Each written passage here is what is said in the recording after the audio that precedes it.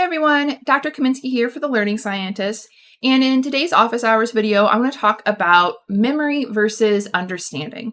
So this is a question that I get, or something that's really more of a comment than a question, and the reasoning usually goes something like, well, memory is just about rote memorization, just about facts and figures, versus understanding really gets at a broader context, maybe a lived experience, and really says something about almost like you're feeling about a situation and clearly has a more holistic feeling to it, a more big picture kind of feeling to it. So if that's the case, then shouldn't we be focusing our efforts on understanding versus memory, right? We only have so much time in school. So we should be always focusing on understanding and ignore memorization because that's the lesser form of learning. So this is, in my view, as a memory researcher, really a false dichotomy. Everything that was described under understanding is still part of memory. But I do agree that there is difference, right? There is definitely extreme value in lived experiences and getting broader context to help you learn about something. But I don't think it has to come at the cost of memory, or that memory is coming at the cost of broader understanding. Again, there are different types of memory, right? So both of these things sound like memory to me. To give you some examples, a lot of what was just described in rote memory versus deeper understanding sounds a little bit like the difference between semantic and episodic memory. Semantic memory is memory for facts, figures, stuff that's generally kind of like decontextualized. So the example I give in my classes is I ask my students, who was the first president of the United States? And they all look at me because they're in college and they're like, George Washington, obviously. And then for episodic memory, that's memory for episodes in your life. Episodes of things that have happened to you. And it has this interesting component when you're remembering it, you kind of re-experience the event. So when I ask people who's the first president, they don't have usually any kind of strong feelings one way or the other. This question isn't going to make somebody feel a strong way about something. It's just a thing they know. But at some point, you learned that in school. At some point, you would have maybe come home from school and someone said, hey, what did you learn today? You said, oh yeah, the teacher sat us down and they said that George Washington is the first president of the United States, right? So at some point, this was an episodic memory. This is something that you would be able to relive and re-experience. And maybe you had a good association with it. Maybe you had a bad association with it at the time. So that is kind of like this difference between memory and understanding, right? It's a little bit, you have something that's a little decontextualized, and then something that has maybe more context and some more feeling behind it. It's not quite what people are describing, though. Another difference, another type of memory difference that kind of gets at memorization versus understanding is implicit memory versus explicit memory.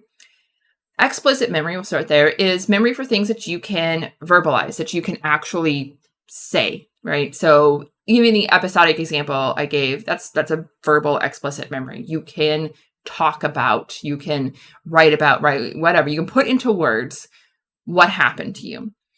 Versus implicit memory is memory for something that you can't quite put into words. And maybe you don't even know that you know it, right? It's just like a feeling that you have. It's some association and you can't really explain it. It's just something feels good or something feels like off and you're like, I shouldn't do this thing, or it feels weird. I think a good example of this is what we might call muscle memory, that you can just do a thing that you've practiced a lot. You don't have to think about it. You probably can't even explain it or how you do it once you've gained that skill, but you can do it anyways. This is kind of why I think coaches are so prized and valued, right? Because this is somebody who has experience and can put into words the thing that the athlete can't, right? So the athlete might say, I'm kind of off here. I don't really know quite what to do.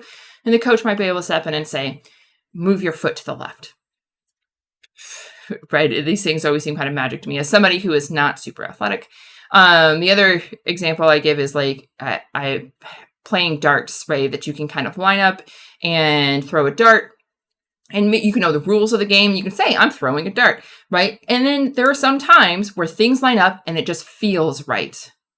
And you can't really explain it, but just like, that felt really good. I know that one's going to hit, and it does. Or it just feels off. You're like, duh, something's off here, right? That there's some kind of something, right? That you know from experience somehow that this is not going to go the way you want. You can't really say what it is. It just is kind of a feeling. And of course, there are other examples of implicit versus explicit memory. But again, it kind of gets at that difference between like, I have a feeling of knowing of something versus something that I can just explicitly state out of context. So is there a difference between memory, rote memorization, understanding? I don't really think so. But I do, again, think that there is some sort of meaningful difference in experiences, a range of experiences that we have when we're using our memory. To kind of give you like one more thought experiment, let's think about something where there's a lot of value in an direct lived experience with something, as well as a lot of value in good old book learning, right? Memorizing facts and figures in class and things like that. Being a psychology professor, the example I immediately think of is being a clinician in the field, working with people. There's immense value in having experience working with clients, right?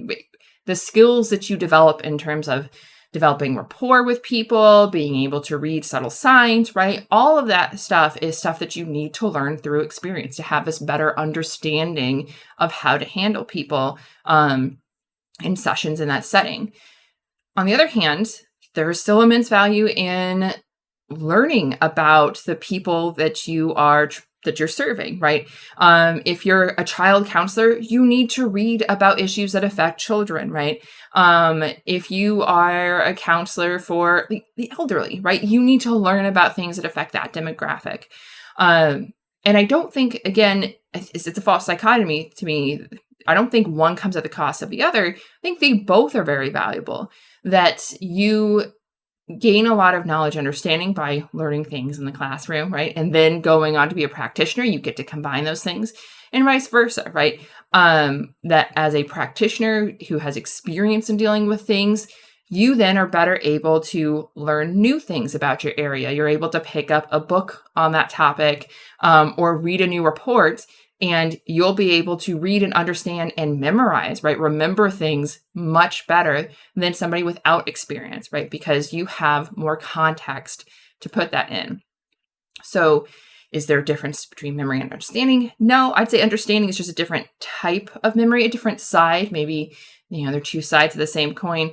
But it's, instead of thinking of one coming at the cost of another, I think it's more beneficial to think about how can we design situations and scenarios where these two are mutually beneficial, where you'll be able to learn a bit about something before you go in and experience it, or vice versa, have some experience, and then, right, with that greater understanding of the thing that you're learning about, come in and learn more about it, right? I don't know if I'm sure it depends, right, on what we're talking about, if there's a preferable way.